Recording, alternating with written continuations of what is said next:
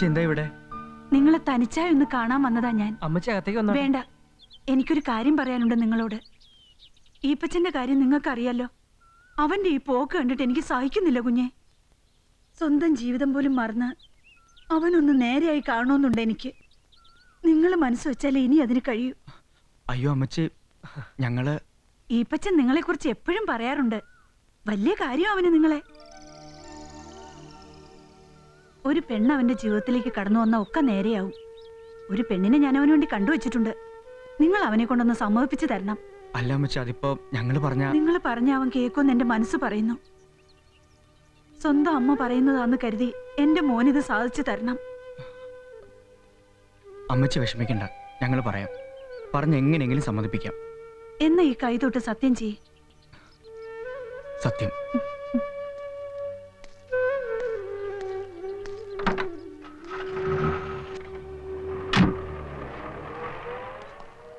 നീ എന്തറിഞ്ഞോണ്ടാ വാക്ക് കൊടുത്ത്? ഈപ്പച്ച മുതലാളി ഒരു കരടിയാണെന്നുള്ള കാര്യം നിനക്ക് അറിയില്ലേ? അറിയാം, പക്ഷെ ഞാൻ പിന്നെന്ത് പക്ഷെ? നീ വിചാരിച്ചാൽ നേരെയാവും തോന്നുന്നുണ്ടോ? ഉണ്ട്, എനിക്ക് ഉറപ്പുണ്ട്.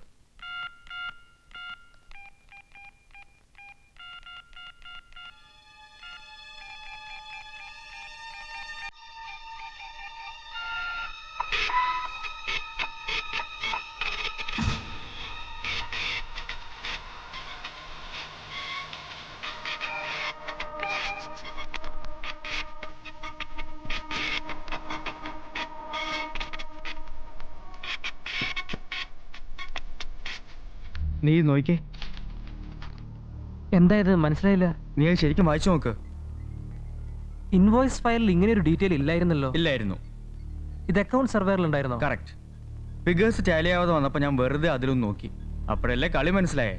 കളി പറഞ്ഞു നിൽക്കാതെ എന്താന്ന് വെച്ചാ പൊട്ടിക്കടാ. പൊട്ടിക്കാം, പക്ഷെ ഇവിടെ വെച്ചല്ല, മുതലാളിയുടെ മുന്നിൽ വെച്ച്.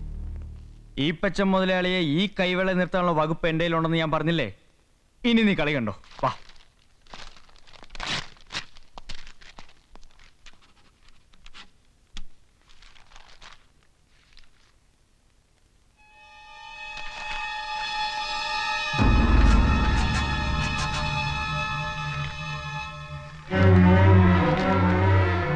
എന്റെ മാതാവേ, ലക്ഷങ്ങളുടെ ഡ്യൂപ്ലിക്കേറ്റ് പരിപാടിയാണ് നമ്മുടെ കമ്പനി നടക്കുന്നത്. സത്യമാണോ ഇതൊക്കെ? അതെ, മുതലാളി പോലും അറിയാതെ ഒളിഞ്ഞു കിടക്കുന്ന സത്യങ്ങൾ. 30,000 കേസ് ബേബി ഫുഡ് ബോംബെയിൽ നിന്ന് ഇവിടെ വന്നപ്പോൾ നമ്മുടെ കമ്പനി വിറ്റിരിക്കുന്ന 50,000 കേസ് ബേബി ഫുഡാണ്. അതുപോലെ സോപ്പ്, മരുന്ന്, മറ്റു പ്രോഡക്ട്സ് എല്ലാത്തിനും ഡ്യൂപ്ലിക്കേറ്റ് ഉണ്ടാക്കി ലക്ഷങ്ങളെ അടിച്ചു മാറ്റുന്നത്. എന്തിന് നമ്മൾ എക്സ്പോർട്ട് ചെയ്യുന്ന പ്രോഡക്ട്സിന് പോലും. ഇത് മുതലാളി അറിയുന്നില്ല, തമ്പി സാർ അറിയുന്നില്ല, ബോംബെയിലെ സേട്ട് പോലും ഇത് അറിയുന്നില്ല. നമ്മുടെ കമ്പനിയുമായി അടുപ്പമുള്ള ആരും ആണ് ഇതിന്റെ പിന്നിൽ, അത് ഉറപ്പാ. മുതലാളി വിഷമിക്കണ്ട, ഇതിന്റെ പിന്നിൽ ആരാന്ന് ഞാൻ കണ്ടുപിടിക്കും. നിങ്ങൾക്ക് ആരെങ്കിലും സംശയമുണ്ടോ? ഇല്ല. എനിക്ക് ചിലരെയൊക്കെ സംശയമുണ്ട്. ഇപ്പൊ പറയാറായിട്ടില്ല, സമയമാകുമ്പോൾ ഞാൻ നിങ്ങളെ അറിയിക്കാം. അതിനു മുമ്പ് ചില തയ്യാറെടുപ്പുകളൊക്കെ ആവശ്യമാണ്. ഉണ്ണി, നീ മിടുക്കന. എനിക്കോ എൻ്റെ സ്റ്റാഫിനോ എൻ്റെ ഓഡിറ്റർക്ക് പോലും കണ്ടുപിടിക്കാൻ കഴിയാത്ത വലിയൊരു കാര്യമാണ് നീ കണ്ടുപിടിച്ചത്. തൽക്കാലം ഇത് മറ്റാരും അറിയണ്ട. ഇതിനൊക്കെ എങ്ങനെ നന്ദി പറയണമെന്ന് എനിക്കറിയില്ല. അയ്യോ, അങ്ങനെയൊന്നുമില്ല. മുതലാളിക്ക് നന്മ വരണമെന്ന പ്രാർത്ഥന മാത്രമേ ഞങ്ങൾക്കുള്ളൂ.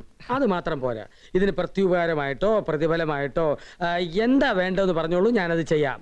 പറയൂ, സാലറി ഇൻക്രീസ് ചെയ്യണോ, പ്രൊമോഷൻ വേണോ, പ്ലീസ് പറയൂ. അതിപ്പോ ചോദിച്ചോളൂ. മുതലാളി ഒരു കല്യാണം കഴിക്കണം.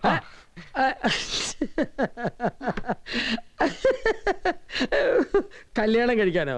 ഞാനോ? ഞാനിനി എന്തിനു കല്യാണം കഴിക്കണം? അതിപ്പോ കല്യാണം കഴിക്കുന്നത് എന്തിനാണെന്നൊക്കെ ചോദിച്ചാ അത് ഈ ഒരു ഭാര്യ, കുട്ടികൾ, കുടുംബം എന്നൊക്കെ പറയുമ്പോ അല്ലേ. പിന്നെ കുടുംബസമേതം ബീച്ചിൽ കറങ്ങി നടക്കാം, സിനിമ കാണാം. എന്നാലേ സാറിന്റെ ജീവിത രീതികളൊക്കെ ഒന്ന് മാറും. അതെ, ഞങ്ങൾക്ക് വേണ്ട ഒരു പുതിയ ഈപ്പച്ച മുതലാളിയാണ്. Okay okay okay. ഞാൻ ഒരു കാര്യം പറയാൻ മറന്നു. എന്താ? എന്റെ ബർത്ത്ഡേ ആണ്. ഇന്നല്ല, അടുത്ത ആഴ്ച എന്റെ പുതിയ ബീച്ച് ഹൗസിൽ വെച്ച് നമുക്കൊന്ന് ആഘോഷിക്കണം. ആഘോഷിച്ച മാത്രം പോരാ, അടിച്ച് പൊളിക്കണം. ഓക്കെ. അപ്പൊ അതിന് മുൻകൂറായി ജന്മദിനാശംസകൾ. Many many happy returns of that day. Thank you, thank U.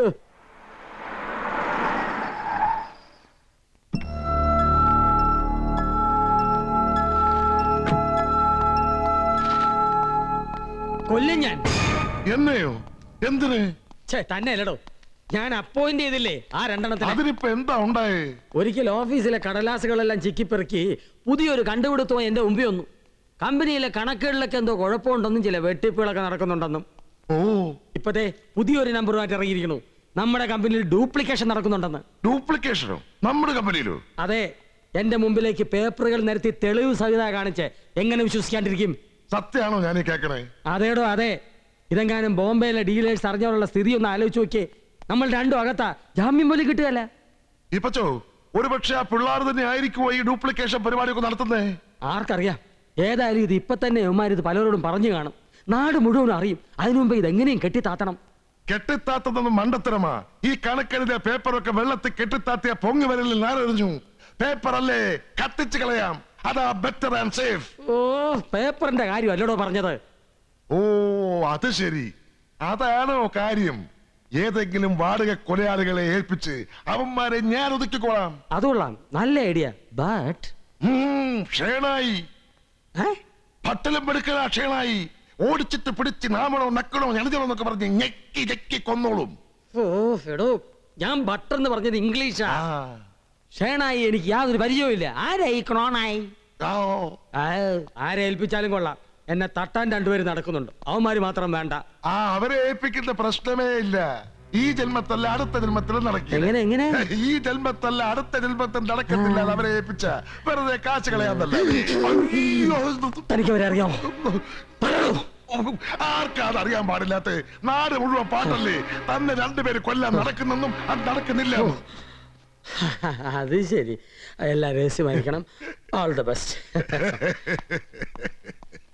എടോ ഈ പച്ച, ആദ്യം പിള്ളേരെ തട്ടണോ തന്നെ തട്ടണോ ഈ തമ്പി തീരുമാനിക്കും. എടോ കള്ള തമ്പി, പാല് തന്ന കൈക്ക് എന്നെ കൊത്തണോടോ. താൻ ആ പിള്ളേരെ തട്ടുന്നതിന് മുമ്പ് തന്നെ ഞാൻ തട്ടി അകത്താകും. നോക്കിക്കോ. ബൈ.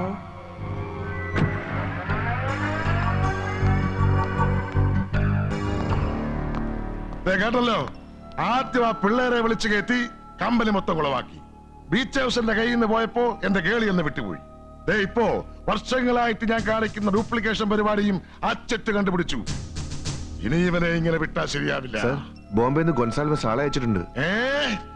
അയച്ചിട്ടുണ്ടോ? ലോകമൊട്ടാകെ കൊല ചെയ്തിട്ടുള്ള ഗ്രൂപ്പാ. പണം കുറച്ച് ലാവുന്നേ ഉള്ളൂ. എന്നാലും വേണ്ടില്ല. കൂട്ടത്തിൽ കെങ്കേവനായിട്ട് ഒരാളുണ്ടെന്ന് ഗോൺസാൽവസിനോട് പറഞ്ഞിട്ടുണ്ട്. അതെ സർ, ആ വലിയ മനുഷ്യൻ തന്നെ വരുന്നത്, മിസ്റ്റർ നട്വർലാൽ.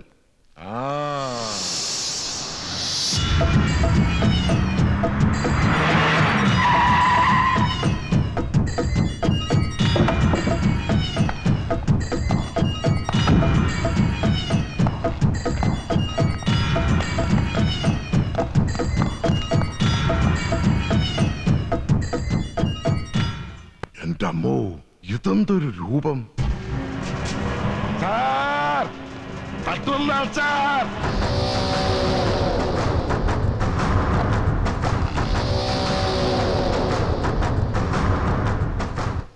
ഗോൺസാൽവസ് ആളെ അയക്കാന്ന് പറഞ്ഞപ്പോ ഞാൻ ഇത്രയ്ക്ക് പ്രതീക്ഷിച്ചില്ല. അല്ല, ഈ രൂപവും ഭാവവും കാണുമ്പോ തന്നെ ആളിന്റെ പാതി ജീവനങ്ങ് പോവും. ज्यादा संसार വേണ്ട. समझे? मारने से मुझे सुख मिलते हैं. കൊല്ലൽ കൂടി എനിക്ക് സുഖം കിട്ടും. സുഖം പകരൂ, പകർന്നു തരൂ. കൊല്ലേണ്ടവനെ കുറിച്ച് പറയൂ. ആളൊരു പാവാന്ന്. പേരീപ്പച്ചൻ. പാവങ്ങളെ ഞാൻ കൊല്ലാറില്ല. ബുദ്ധിയും ശക്തിയുള്ളവരായിരിക്കണം എന്റെ ഇരകൾ. ഏയ്, അങ്ങനെ പാവൊന്നുമല്ല. ആള് വിഷമാ, വിഷം. ഞാനും വിഷമാ. मैं विषु हूं. मुझे कोला करने के बाद कुटबोध नहीं होगा. അയ്യോ നട്ടുള്ളാല്, ഉള്ള ഹിന്ദി മലയാളത്തിൽ പറഞ്ഞാ മതി, എനിക്ക് മനസ്സിലാവും. ജി ഹാ, ബോംബെയിൽ ഞാൻ ബോംബെറിൽ കൊന്നു. കൽക്കട്ടയിൽ ഞാൻ കത്തിയെടുത്തു. മദ്രാസിൽ ഞാൻ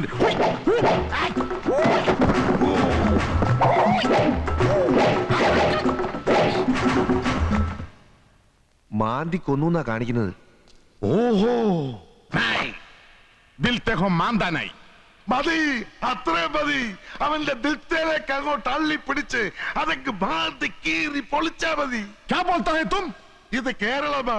മാന്തലും കീറലും ബോംബും കത്തി എല്ലാം കൂടെ ഫിക്സ് ചെയ്ത് മിക്സ് ചെയ്ത് അവരുടെ നേരെ അപ്ലൈ ചെയ്തേര്. ഉപദേശം വേണ്ട. എങ്ങനെ കൊല്ലണമെന്ന് എനിക്കറിയാം. പിന്നെ ഒരു കാര്യം, കൊല നടന്നു കഴിഞ്ഞാൽ അപ്പത്തന്നെ എനിക്ക് കാശ് കിട്ടണം. ഒരു മതി ഞഞ്ഞാവിഞ്ഞ കടത്തിന്റെ പരിപാടി എനിക്കില്ല. സംശയം ഓ, പണം ഒരു പ്രശ്നമേ അല്ല. അത് എപ്പോഴേ റെഡി. ആകെ പോലെ എപ്പോഴാ കൊല്ലേണ്ടത്? നാളെ ഈപ്പച്ചന്റെ പിറന്നാളാ. അച്ഛാ. ബീച്ച് ഹൗസ് വെച്ച ആഘോഷങ്ങളൊക്കെ ആരും അറിയാതെ അവിടെ വന്ന് കാര്യം സാധിച്ചു തരണം. अच्छा, बीच हाउस में कल शाम को 6 बजे की बात जन्मदिन पार्टी.